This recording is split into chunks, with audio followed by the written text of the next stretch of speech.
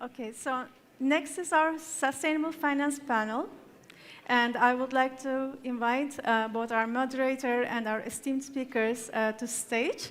Our moderator is going to be Ebru Güvenir. She is Senior Vice President for Investor Relations and Sustainability at Akbank.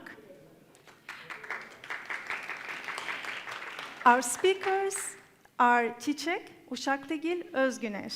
She's Head of Treasury and IR, and of course, Vice President at TÜYİD.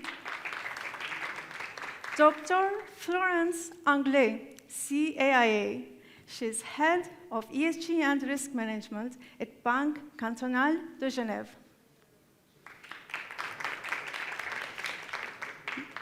Mr. Mehmet Gers, CEO and Chief Investment Officer at Ata Portföy.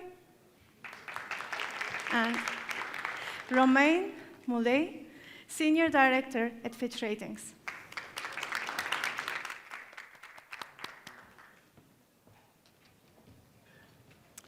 So, hello everyone. I'm thrilled to be welcoming you to this dynamic, I would say, discussion on sustainable finance.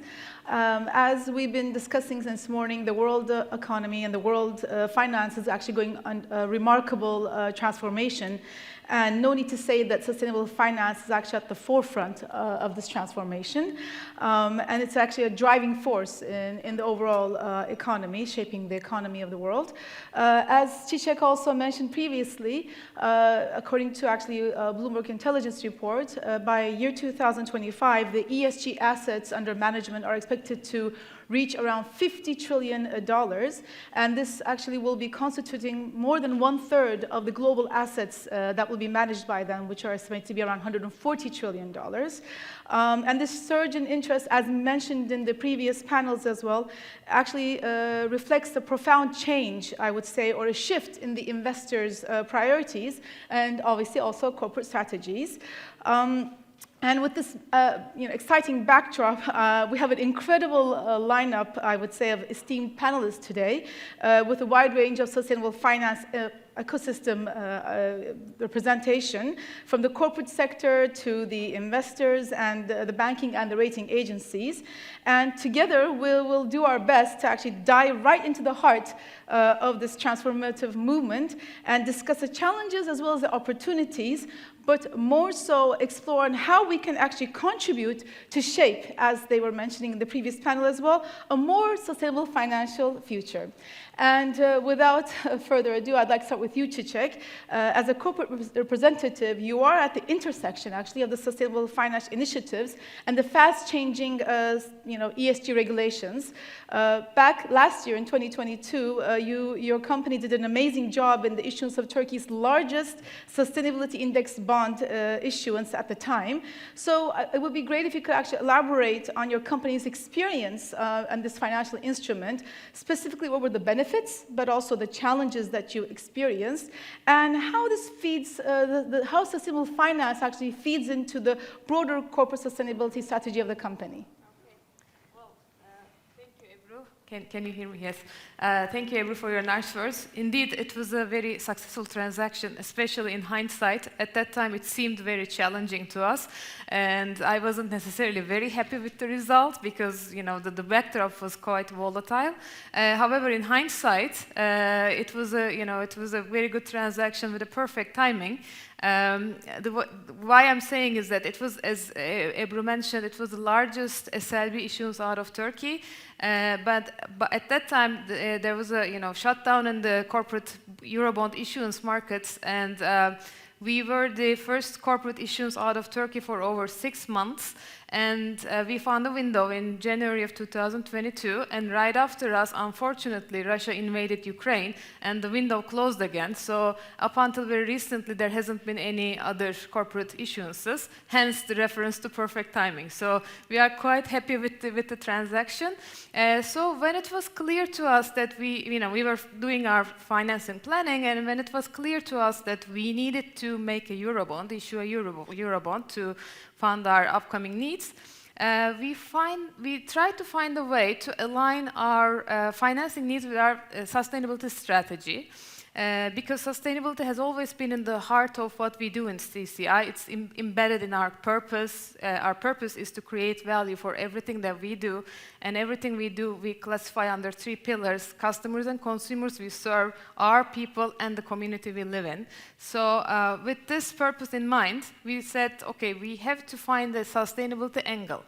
But at that time, the green bonds were not the best fit. Use of proceeds were not the best fit for us, because some of the proceeds of the bond were actually going to be used for general corporate purposes, and some refinancing of existing loans as well. So we said, but we still need to find a sustainability angle. What can we do? And we came across the sustainability-linked bond alternative, which is more flexible than a green bond, but it shouldn't be taken lightly, because the biggest challenge, I think, in my opinion, of issuing a sustainability-linked bond or a sustainable framework actually is to identifying and quantifying your own sustainability metrics. It has to be related to your business. It has to be aggressive enough, but yet attainable. So it has to be ambitious, in other words. And this requires a lot of internal discussion and alignment within different departments. And you have to be ready as an organization. We were ready because, as I mentioned, sustainability has always been in the heart of what we do in CCI. Our sustainability journey officially started back in 2002 by the issuance of our first environment policy. And then in 2009, we issued our first sustainable report. Yılmaz Bey was referring to the importance of issuing a sustainability report. We started this in 2009. In 2015, we were admitted to the Borsa Istanbul Sustainability Index. And of course, there are a lot of milestones in between. I'm just mentioning the ones related to this audience. And then in 2020, we became the first FMCG company in Turkey to actually issue an integrated report. An integrated report is the end product of an integrated way of thinking within the organization, with a clear understanding of your strategic priorities, what you want to actually achieve as an organization to create value, with a forward-thinking, multi-capital approach. This was already, embedded in CCI. This was already ready. We had our 2030 sustainability roadmap, which at that time wasn't approved by the board. It was aligned with the board, but obviously there were some CapEx investments required for it. So our sustainability team and our supply chain team had really spent a lot of time coming up with 9 pledges under 6 different categories that are relevant to our business, that would put forward our commitment to be a good citizen for both the environment and the community we live in. So it was ready. All the science-based targets and everything was also ready. It was just not approved by the board yet. The board meeting was supposed to be in February, but we were to issue the bond in January. So what we did is we chose the most related KPIs that we can actually put in the framework, and presented them to the board separately. And of course, we had to make a rationale of why we are doing an SLB rather than a conventional bond. And I put down a lot of criteria. And as a treasurer, I put the greenium impact at the end. It was the last bullet, by the way. I said it will cheapen the price by 5 to 10 basis points. And you should have seen the reaction from the board. It backfired immediately. They said, if you're going to do it for the pricing, don't do it at all. The company's reputation is at stake here. What matters is not to make any profits out of this transaction, but to make a positive impact to the world. I was proud and ashamed at the same time, so I'm not mentioning that greenium impact any longer, but it's a side benefit. It happens. It's good to have, but it shouldn't be the core purpose. The benefit is obviously why you issue a sustainable finance instrument is The benefit is obviously that you access a wider investor pool, especially get acquainted with like-minded people who really appreciate your values, who are aligned with your values, and who are willing to invest their money where their values are. So this is not only good for investor diversification, but also it strengthens your ESG strategy. I always give the analogy of an Apple Watch. When you buy an Apple Watch and you put your goals in it, and if you are behind, it just keeps sending you reminders like you have to drink water, you have to take steps, etc. So it's a constant reminder of your journey for the day and for the company for the sustainability journey. So it keeps you in track, it keeps you fit, in shape. That's one benefit. Second, it gives you a longer-term horizon for the company's sustainability journey to be intact. And I'm not going to mention about the green UMI aspect, but it comes with a certain, of course, lowering of cost of funding because of access to a wider range of investors. And obviously, it enhances the reputation. It shouldn't be taken lightly, as I said, because as I mentioned before, the biggest challenge here is to have your relatable sustainability KPIs. Defining them is the most difficult thing. But monitoring and measuring progress is also quite resource intensive. You have to have robust systems to track data, keep your progress and report them openly and transparently. So this is also very, very important. For example, in our case, our observation period is 2 years before the end of the maturity, and we are actually obliged to get an external assurance only on the observation year, which is 2027. But in order to have a best practice, we are committed to getting external verification for our all KPIs, not only for the sustainability-linked bond, but all the pledges that we announced on a yearly basis, and we make this as a part of our integrated report and announce it to the public to make sure that investors can actually see that how we are doing in terms of our sustainability roadmap, and also get assurance that it's externally verified.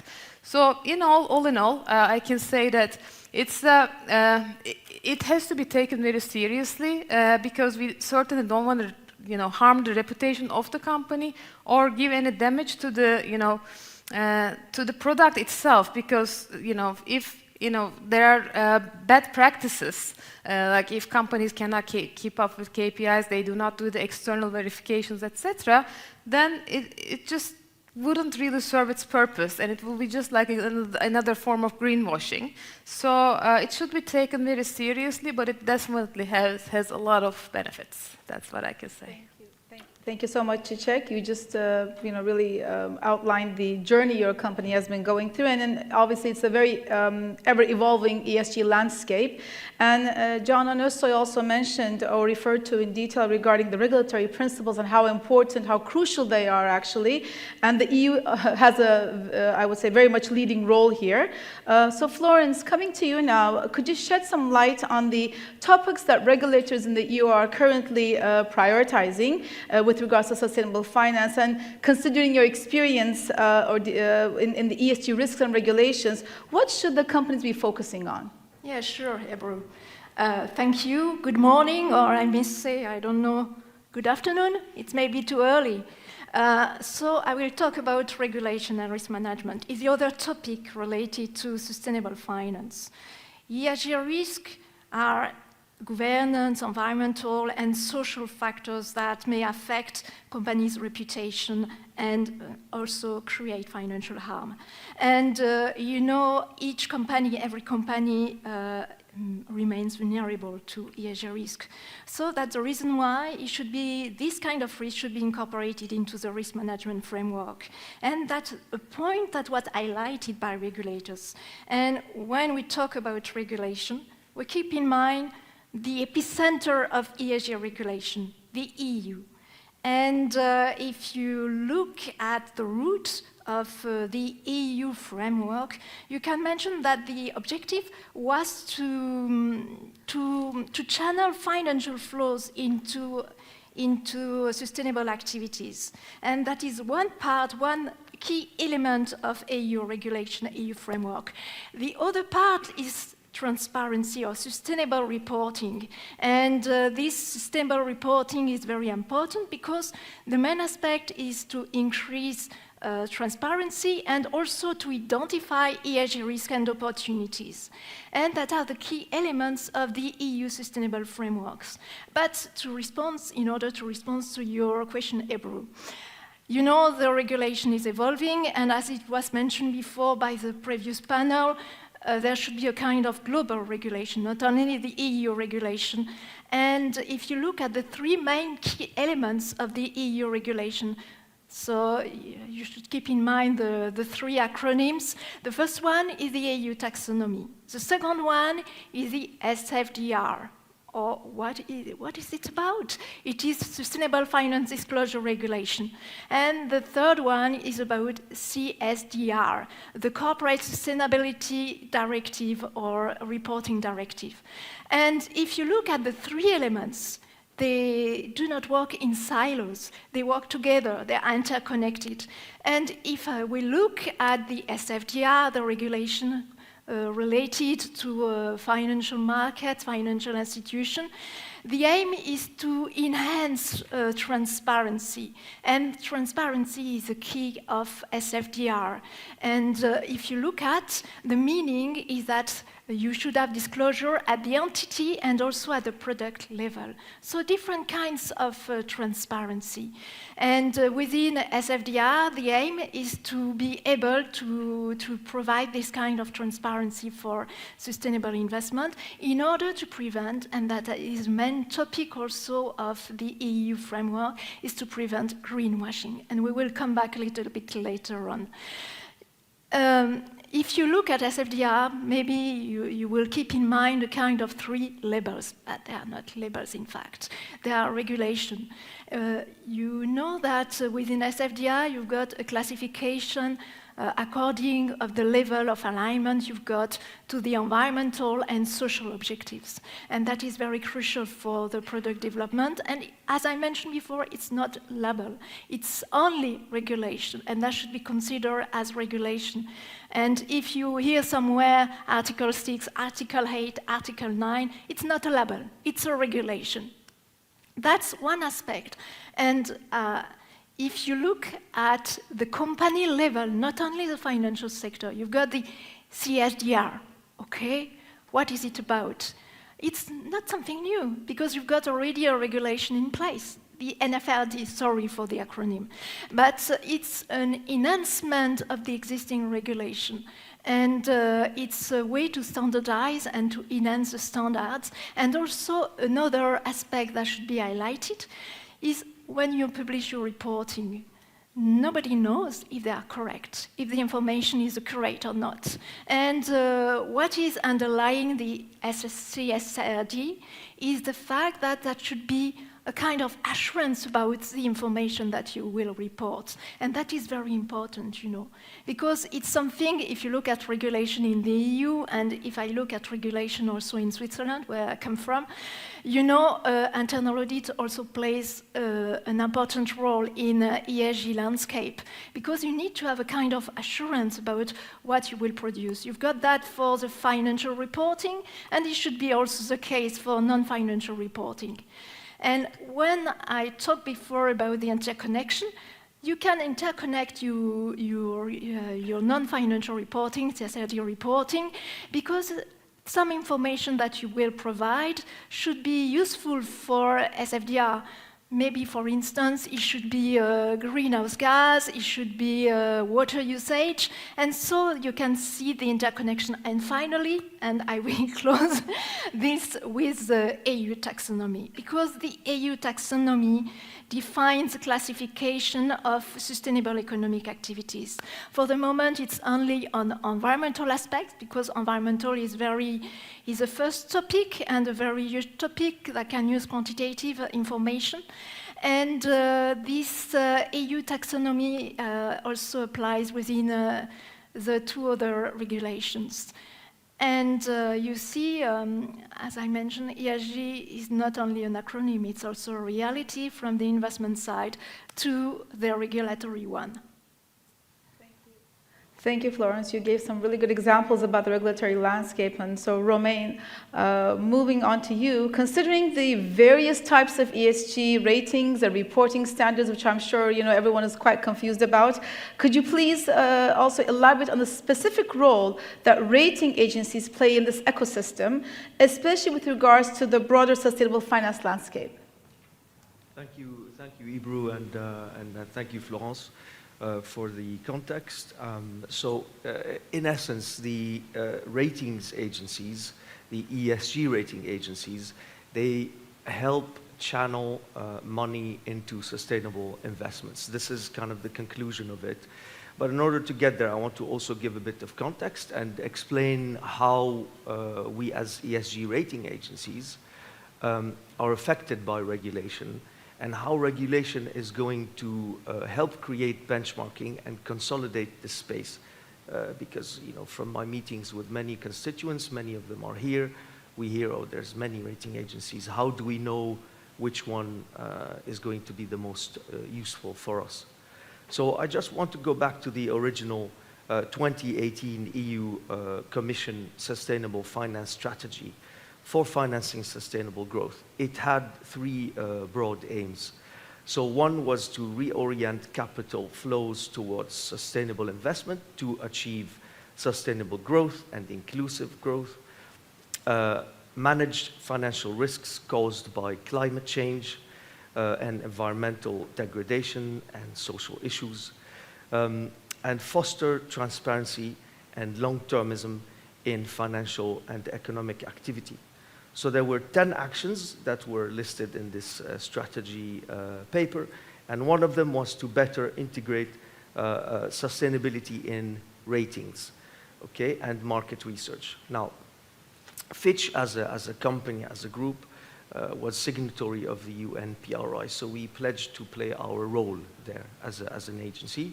And within the Fitch group, there's something called Sustainable Fitch. This is specifically what is focused on ESG impact ratings, which I will cover most here. So the external impact.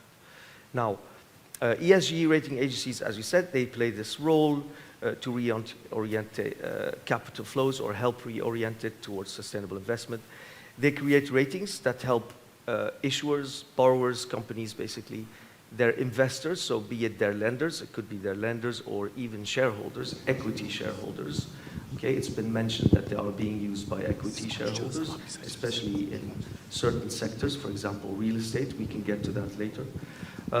So they help all these stakeholders assess the performance, measure the performance, but also allocate their investments.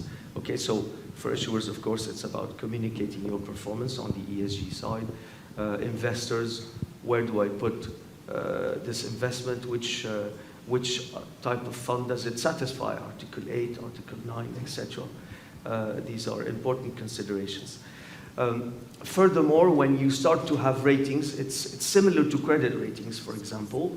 I will also draw this parallel from time to time. When you start to have the prevalence and some consolidation in ratings, you can create indices. When you have indices, you have more liquidity, so more market depth. It's easier for more investors to jump on board. Now, back to the agencies. There are two sides of ESG rating analysis that are quite important. We heard about risk analysis. So it's two sides of the same coin, really. The risk analysis for us, for Fitch, it looks at the materiality of risks generated by E, S, and G and how well these risks are mitigated. So it answers the question of whether or not it impacts your credit rating, your ability to repay your debt. For us, for Fitch, for rating agencies, this is part of the credit analysis. It impacts directly the financial metrics, committees discuss it, etc. The other side is the ESG external impact analysis. For us, this is done by a completely separate company, and also for regulatory reasons that I will dive into, it will be clearer. And this literally looks at the company's performance on environmental, social, and governance. We have a separate criteria for that I think we will address in a later question. Now, many providers today, or the market in general, still mixes a bit, or there's overlap between risk and impact. There are two sides of the same coin. They're both important for the investors, but when you communicate it and when you analyze it, they have to be different. The criteria are different, the considerations are different. Now, regulators are stepping in, luckily, and the European Commission is expected to publish their final paper in mid-2024, and the rulings to go into force 6 months thereafter. But this might change, but or be pushed. And there are 4 key points that we are getting ready for as an ESG rating agency. And all of them should, you know, if you have already different rating agencies, maybe it's worth asking them a question. But so ESG rating providers operating in Europe should register with ESMA, just like the credit rating agencies. And there will be a fee to be part of this that will be expected. Again, for the ones operating in Europe, but it's by far a huge market. The criteria must be rigorous, it must be systematic, it must be objective, subject to validation on an annual basis and reviewed to make sure it is of sufficient quality, okay? And they must have measures to avoid conflicts of interest, clear separation, analytical, commercial. I don't know if this is the case in most. I can say, you know, being part of a group that owns a credit rating agency, it's the way we operate. Lastly, they need to disclose information on their assumptions, and the criteria needs to be transparent, and they need to be able to provide evidence and be challenged and, you know, answer to questions when asked on the transparency. How did they get to that outcome? How did Sustainable Fitch score someone 3, for example, or rather rated them 3 out of 5, and why? We need to be able to explain. So again, we are, being a sister company of the credit rating agency, this is all embedded in our operations. So we are prepared for the future. I hope the others are as well. We need this, so that's it. Thank you, Romain. You just touched upon the use of the shareholders regarding the ratings that you are providing. And Mehmet, as an investor, your perspective on sustainability is invaluable. So could you please share your insights on how you perceive sustainable finance, and particularly with the relation to sustainable funds? And additionally, could you also provide some insights on the current state of sustainable finance in Turkey and the opportunities as well as the challenges that you see in this area? Thank you, Ebru. First of all, I would like to thank the organizers and particularly Kübra for introducing me to this subject almost 5 years ago with Dr. Yılmaz Arguden. My experience with the subject of sustainability has been similar to Turkish experience as an investor. We are aware of it, we follow it, but to be honest, we don't practice it too much. With respect to E, nothing much. With respect to S, nothing much. We care a bit about governance, but 9 years ago today, coincidentally, Turkish stock market launched the Sustainability Index. Exactly today, 9 years ago. So our experience is 9 years old, and I'm hoping that next year, today, in the 10th anniversary, we achieve something more tangible regarding sustainability. I actually have a presentation, which I promised to finish in 5 minutes, in the name of time management. Please go ahead. Can I stand up, because otherwise I can't see the screen? So this is the sustainability index that I was referring to. It was launched 9 years ago. You can see it on the Bloomberg. It's a free float market cap weighted index similar to other indices. Quite cheap, actually, if you look at the price earnings ratio, 6.8. Some more statistics from Bloomberg about the index. I think this graph is more important because I compared the performance of the BIST Sustainability Index versus BIST 100 Index and also the dollar TL exchange rate.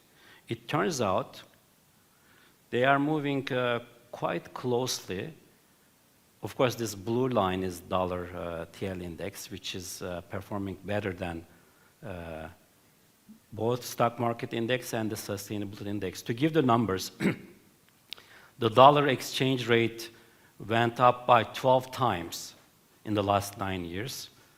The Borsa Istanbul 100 index went up by 11.5 times. And the sustainability index, which is our topic today, went up by 10.8 times.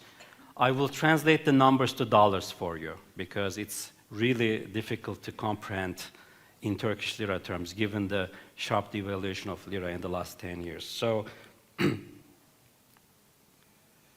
in the last 9 years, Borsa Istanbul index is down by 4% in dollar terms.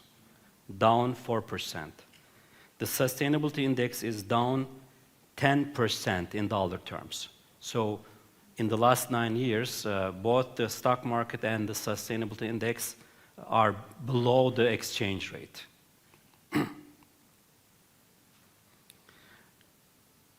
A more interesting statistics here, we looked at the correlation between the Borsa Istanbul index and the sustainability index. It turns out the correlation is almost 1, 99%. This is last 1 year. But even if you look at it in a longer term, this tells me the sustainability index is not much different than the Borsa Istanbul broad index. So there are some problems in terms of index memberships and differentiation, which I will show you in the. So these are the members of the index. The one on the left-hand side is the general sustainability index. The members are given in the order of weight in the index. For example, Turkish Airlines is the biggest member, followed by Tüpraş, BİM, Akbank, and Şişecam, and Koç Holding as well. So these are the top members in the BIST Sustainability Index. The one on the right is a newer index, which is BIST Sustainability 25 Index. Here, Turkish Airlines is the biggest component. And to be honest, I didn't have a chance to examine why some of the members are not present in the Sustainability 25 Index, but I promise, if you invite me next year this time, I will be more careful about the analysis. So this is just to give you an idea. For example, the Sustainability Index includes 77 members, which was, I think, 72 the last time the index was revised. So the index membership is increasing slowly. So this is more interesting. There are actually some funds which are investing based on sustainability index. We have come up with these names. Obviously, the size is small. It's only 1.5 billion lira, the size of investment funds which use sustainability as a criteria. And that's only 0.1% of the investment universe.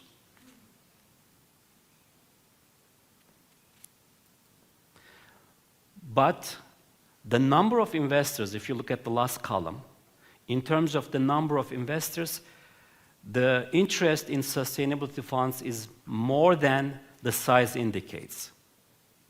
In numbers terms, almost 0.5% of all investors in the funds have chosen to invest in a sustainable index fund.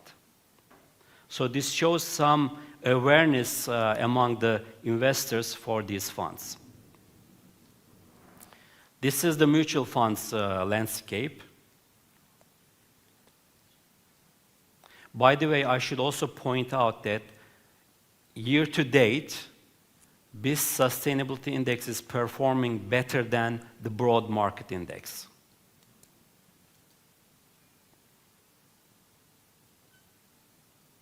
Also in the last 1 year as well. So sustainability index is ahead of the broad market, which is obviously increasing the interest for sustainable funds. This one is the pension funds. I think this is more important because Turkish private pension system is almost 20 years, and I think it's growing in a steady manner. And if you look at here, the size of funds which is investing based on sustainability is 6.5 billion lira. To put it into perspective, this is almost 1% of all the money in the private pension system. 1%. And if you look at the number of investors, the picture is even better. 5% of all private pension members have chosen to invest in a sustainable fund. I think these numbers indicate the potential for this criteria.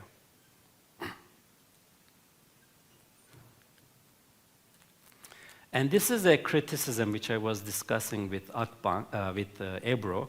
She's going to be angry at me, I know. These are the corporate governance scores of the top 25 companies in the BIS Sustainability Index. I admit that we haven't spent too much time looking for everything, but in the last 2 days, we tried to come up with all these scores for all those companies, but you're going to realize that some of the big names, such as Akbank, İşbank, Turkcell, Sabancı Holding, we couldn't come up with these scores. But Ebru tells me they are disclosed to the public disclosure. But my point is, there are two criticisms as an investor I will place against the companies. These scores are not easy to find. They are not readily available. We have spent 2 days, and we couldn't come up with all these scores. And secondly, if you look at the bottom of the table, and this is a criticism against the rating agencies, the scores are all similar. All scores are around 90. There is no real differentiation between the scores. Look at the averages. The total average is 95.5. Look at the min and max. The range between minimum and maximum is 5. So all the scores are clustered around 90. As a smart investors, of course, we know that these are not real scores. They don't differentiate. The only differentiation, if you look at the sub-criteria, is there is some differentiation in the shareholders' criteria. The range is larger, but right, these are provide the data feeds to these are Turkish, the Turkish Capital Markets Board. They're announced to the public, and we gathered the data from CAP, Public Disclosure Platform. This is what the investors see. Of course, when we talk to the companies, for example, we had a meeting with Akçansa they have an exemplary score system on their presentation, but admittedly, even this was hard to find. And I gave this positive criticism to Akçansa Investor Relations as well. These data should be readily available. On the other hand, this is a typical disclosure to Turkish stock market by Otokar. This was very easy to find, right? But if you look at the score, again, not much differentiation. So please take the criticism in a positive manner. We have a lot to do as a Turkish investment society. And maybe in the next year, before the 10th year, we take some concrete steps. And I'm sure the Stock Market and Capital Markets Board will be very sensitive to these criticism, because they are also trying to improve the investment environment in a sustainable way. Thank you.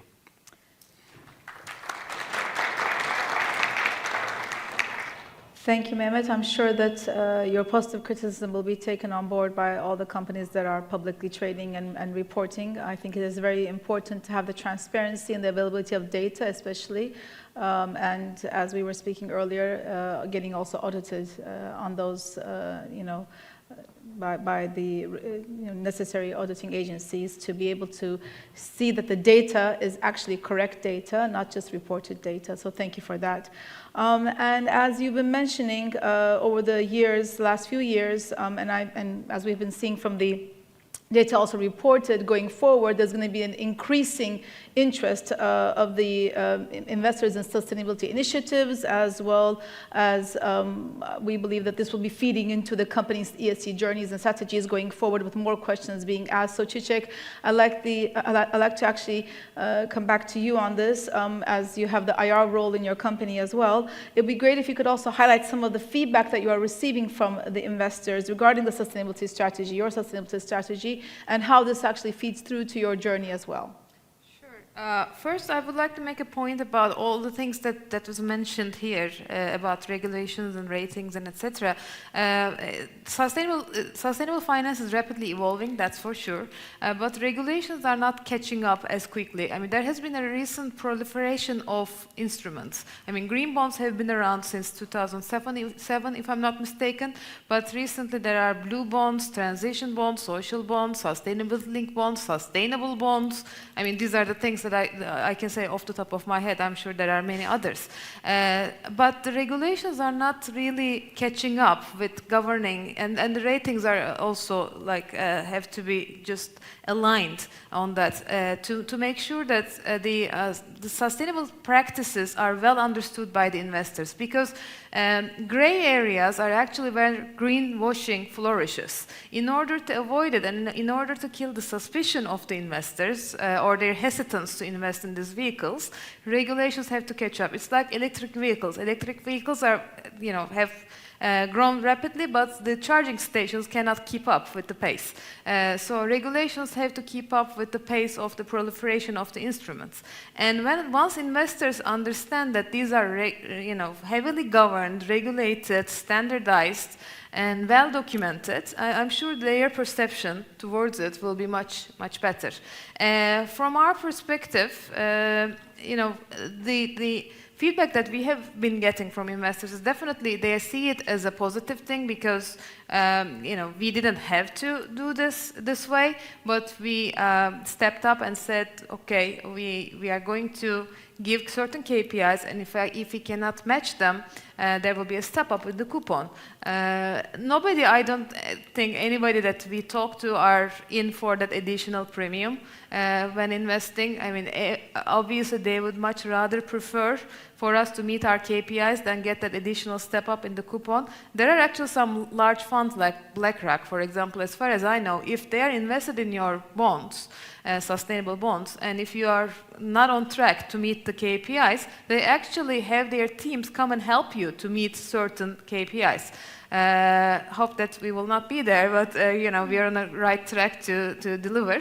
But these are, this is a mutual thing. Investors and corporate issuers have to act jointly, and we need to work collaboratively to create an environment where sustainable finance really becomes a norm rather than an exception. So investors are very, very willing to give credit for this.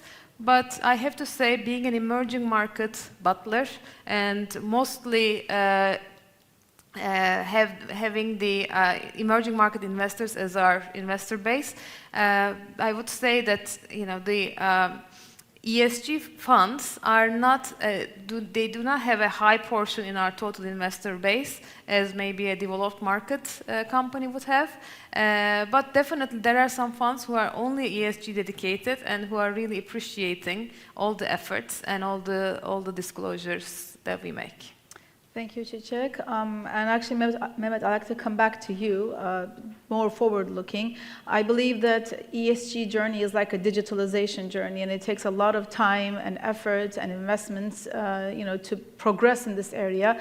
And I do believe that companies have to be ahead of regulations for this in order to be able to comply with regulations where regulations actually come at the forefront. So, looking ahead, as an investor, what do you anticipate will be the key priorities for the investment community in terms of sustainability, and what are the trends and developments that you see in the horizon that might shape the future of sustainable investing? Mehmet. Sorry. Ebru, to be honest, I missed the question because I thought the questions was in the same order. I'm more than happy to repeat the question for you. Sorry about that. Not a problem. I was just mentioning that you had to be ahead of regulations as a company because obviously it's like a digitalization journey where you're investing and preparing for the upcoming regulations. So as an investor, I think that your perspective for the companies is also important, and therefore what do you anticipate will be the key priorities for investment community in terms of sustainability looking ahead, because we see the challenges that you've just actually talked about in the past. And what trends and developments do you see in the horizon that might shape actually the future of sustainable investing? I think in terms of sustainable investing, the main challenge is to be sincere, because all this talk about greenwashing boils down to the fact that most of the investors they're not sincere about this topic. They use it as an advertising. They use it to raise money from responsible investors. But when it comes to real substance of it, they don't really mean it, and we know that. So the challenge for the regulators is to make sure that the money managers mean what they say. And it's not easy, because the commercial realities always take priority in the real world. But when you look at, for example, when you look at the magazines, business magazines, for example, Der Spiegel, German magazine, is full of articles about Nachhaltigkeit, which is sustainability, right? And I was in Berlin for a conference last week. There's so much talk about sustainability, so much talk. I'm not sure if everybody means what they say. They're just using it as a marketing line. So for the regulators, like in the case of Turkey, for example, I was looking at the women representation in the board, what the rule really is. Does anybody know what the rule is in the Turkish stock market? 25%, right? But the exact rule is, Çiçek, I read it from Alarko Holdings statement, and I thank them for making me understand. Because if you write too much about it, we don't understand. So they put it in a very concise manner what the rule is. So the rule is the company needs to put a target for women representation in the board, which shouldn't be less than 25%.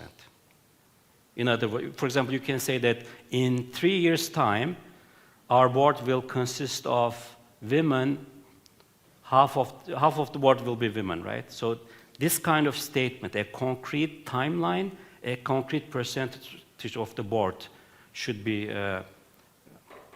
stated. And by the way, Alarko's target was to keep it at 25%, which is the lowest level. So at least they were honest with their target, right? So, and I'm also critical about, I'm gonna go into a controversial issue, Ebru, please don't yell at me. No, I won't yell at you. Making this a criteria for the sake of seeing, is it really a good practice to appoint more women to the board just for the sake of it? I'm not talking as a man, I'm just talking as an investor. So I think this also comes down to the sincerity. And all these women membership in the board, there's a lot of talk about this, but there isn't much study about showing what kind of difference this is making. There's actually one example of this, and I will name the fund.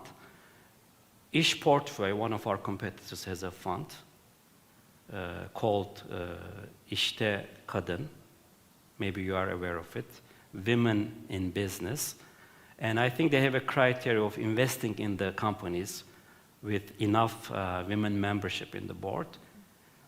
And I am happy to say that the fund is performing very well.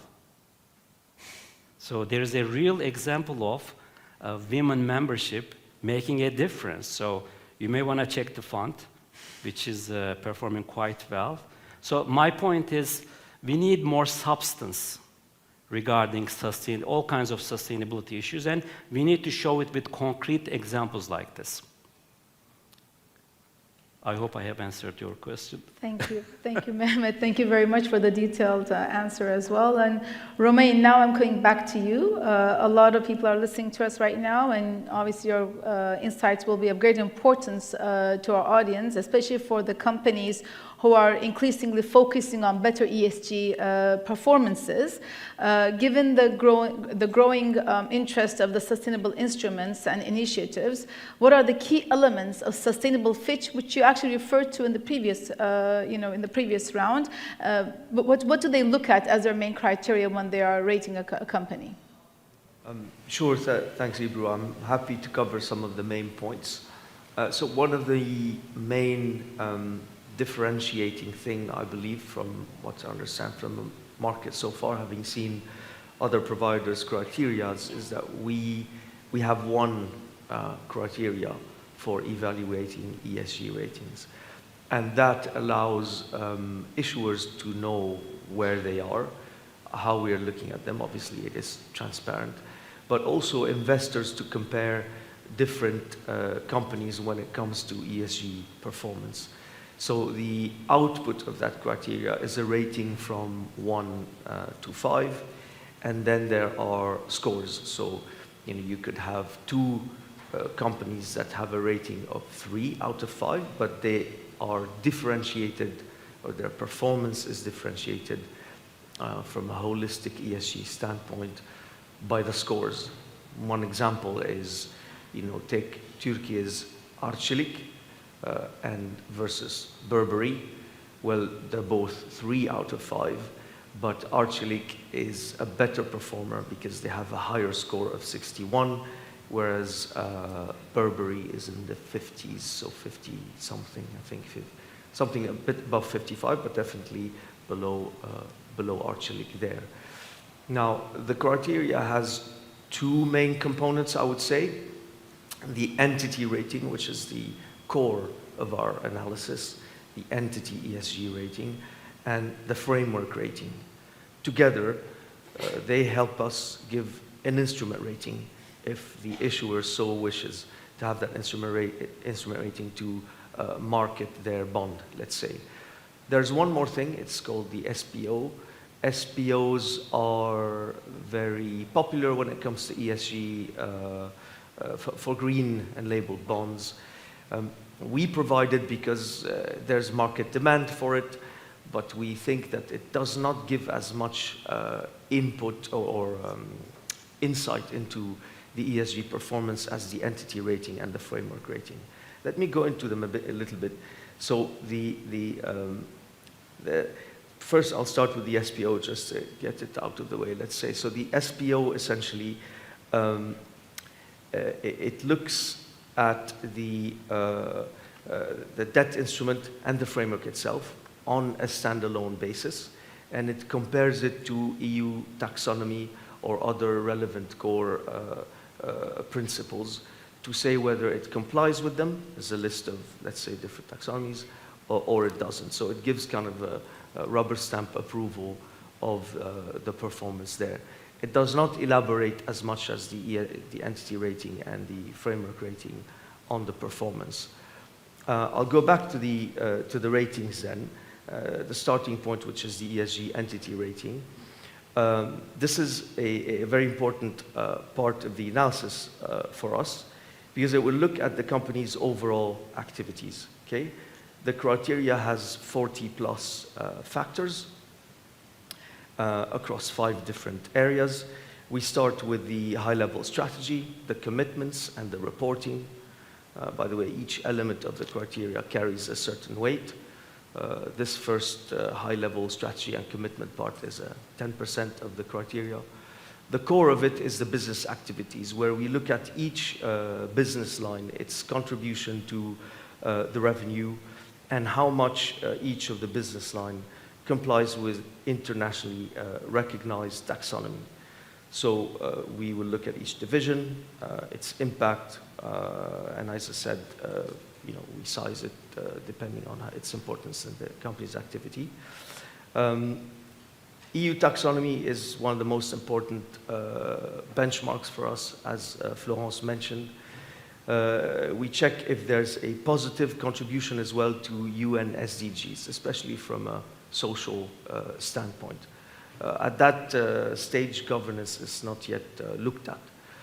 So after we have these 2 elements, then the remaining 3 is to do a deep dive into the policies of the company, environmental, social, and governance, and each one of these carries a weight of 15%. I mean, I'm happy to elaborate on this offline after this conference in separate sessions. So again, when it comes to the individual policies, we're looking at the supply chain, the reporting, the disclosure, the verification. All these things have impacts. Moving on to the framework rating, it's very much focused on the instrument. So either GSS bonds or labeled bonds that have clear use of proceeds. It's about the monitoring, the allocation, the suitability of the projects. Again, we go back to the taxonomies and to the UN SDGs. UN SDGs, it's our own judgment of how much they are contributing to them. EU taxonomy is EU taxonomy. And some general corporate purpose bonds, it's KPIs, like the bond that CCI did, choice of KPIs, reporting on the KPIs, measuring the KPIs, verifying the reportability, etc. All these impact how these, the sub-scores are allocated, and of course the final rating. The outputs, okay, as I said, is the ESG ratings, the reports, the scores, the data sets that go to investors, and the peer comparisons, of course, which are very important. Our criteria allows peer comparisons because it is inherently going to give a better outcome for these industries that will score better. Real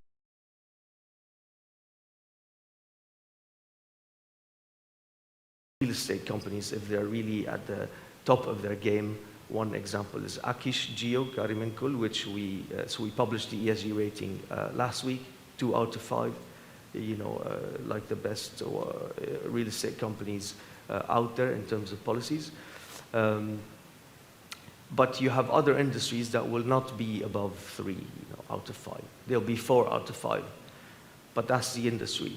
We cannot have, in our view, we cannot have a separate criteria so that both BP and Akish can be 2. BP simply cannot be 2 because it's an oil and gas company. They should be looked at differently. We have a separate way of looking at it, or product called the transition assessment. I'm not going to dive into this now. It's kind of it's worth a separate conversation. But the point is to say it's important to have comparability. They cannot all have good scores. I mean, Mehmet Bey just said they all seem to be converging on 90 on the governance side. That cannot be possible. So again, as a summary, so the issuers can use this for marketing. It's both for equity. It's the equity story as well as the debt story. Investors will use it as well to allocate, to choose between the different investments. And when I say investors, it's mostly investors with the mandate to invest in the green, in the more green or more ESG performant type companies that will really look at this, and they can use it to report as well. So that's what we're hoping to achieve. And again, the conclusion is it should, we hope, we play our role, it should help channel the monies towards more sustainable investments in the long run. Thank you. Thank you, Romain. And One final question comes to you, Florence. We've been discussing since actually the morning, there are so many different ESG standards and frameworks at play. Standardization actually is quite vital and becomes quite a critical issue, I think, for all the companies that are reporting and also for the investors, as we have heard. So could you please share your vision on the future of ESG standardization and how it might evolve? And additionally, given the rise in prominence of environmental considerations and sustainability discussions, how do you see the market working towards prohibiting or actually preventing, let's say, greenwashing, which is a subject that we were also discussing earlier? Yes, thank you so much, Ebru. So to come back about standardization, you know, when we talk about asset management, we talk about traditional investment. But often we do not speak about alternative investments. And sometimes people mention that it may be a kind of safe haven, but it's no longer the case. Because, you know, ESG regulation and ESG, I may say, tsunami is taking place also within the alternative investment.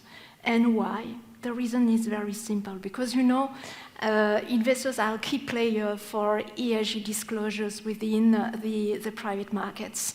And as increasing numbers of asset owners and limited partners are also integrating ESG risk into their investment process, they want to better understand what general partners and alternative investment funds are doing in terms of ESG. And so they have they are now increasing their dialogue in order to better understand. Having an ESG policy is no longer sufficient for investors. And now the relationship between investors and general partners is evolving, and it's part of the due diligence process. And in terms of due diligence process, it's where we have the issue of standardization, because you may have different general partners that may provide you with different metrics, with different data sets, and it should be difficult because standardization is a way to compare. And that's the reason why there are some initiatives. One that Karen mentioned is the ESG data convergence that will take place and that has taken place on September 2021, gathering limited partners and general partners together in the private equity space. And you see, standardization is a key. And as we mentioned, it's also with transparency the main topics of the regulation. But as it was mentioned, and it's a kind of leitmotif within this summit, is greenwashing. And Mehmet mentioned before the aspect of sincerity, or the word sincerity, but I think that greenwashing is more a question of trust. Because if you want to have investors that trust you, that have confidence in the sustainable investment space, you need to be sure that people are not misleading or to the extent to which financial products are environmental friendly or sustainable. And that's the reason why before we have mentioned that there may be a kind of cherry picking according to the jurisdiction where you are located. For greenwashing, I think it's not the case, because if you look at every jurisdiction in the world or globally, the regulators are looking very deeply within the greenwashing topic. And I will mention you one figure. I don't know, it's a kind of interactive view. $19 million. Do you have a guess what is it about? $19 million. It was end of September. Do you know? It was a penalty given for It was the first time, yes, exactly, the first time that a company was fined from SEC, you know, it's not the EU, but the US, about a greenwashing case or greenwashing allegation. And it's the first case where you got served a huge fine according to greenwashing. And you can mention it's not only a question of trust, but regulator mentioned it's really a fiduciary duty. And it was the first case mentioned that ESG should be considered as part of the fiduciary duty of the investment firms. And that's a way to make people responsible. And so I want you to keep that in mind, that $90 million is a lot. And it's a way also to ensure and to reinforce the trust within sustainable finance. Thank you so much. Thank you very much. I'm sure that the audience has taken a lot of key takeaways that will help them shape, or help us all shape actually, a more sustainable financial future going forward. Please join me in thanking our esteemed guests for their valuable insights, and we hope that next year we'll be here, Mehmet, together with you to share more, I would say, positive feedback. All right. Thank you very much.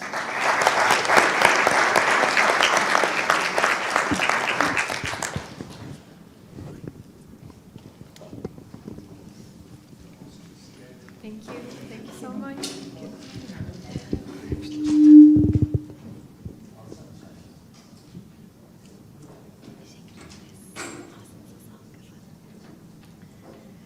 Dear guests, before lunch, we would like to ask for 5 more minutes of your time to participate in a survey organized by Arge Consulting. I would like to invite Erkin Erimez to the stage to share more details with you. Hello everybody. We have sent you an email to your email accounts. We would like to ask you to choose 7 topics from the 20 which we have sent. This will guide the next year's topic for the Sustainable Summit, Sustainable Investment Summit. And you know, stakeholder engagement is a critical part of sustainability. So we would like to ask you to choose 7 topics so that it will guide us to choose the topic next year.